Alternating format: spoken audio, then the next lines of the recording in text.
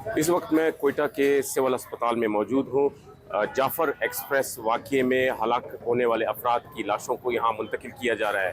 Civil अस्पताल इंतज़ामिया से जो हमारी बात हुई तो उनका कहना है कि अब तक सिविल अस्पताल के मुर्दा वार्ड में तकरीबन 6 के करीब ऐसे अफराद को लाया गया है जो जाफ़र एक्सप्रेस वाक़ये में हलाक हुए थे।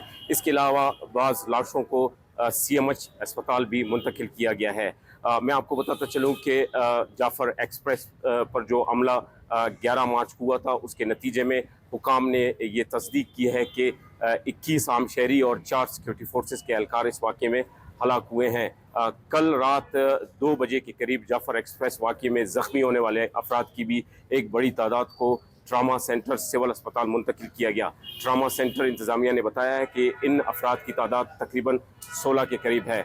वज़ीर आज़म पाकिस्तान शहबाज शरीफ आज मुख्तसर दौरे पर कोयटा पहुँचे हैं, जो अमन अमान के हवाले से इजलास की सदारत करेंगे।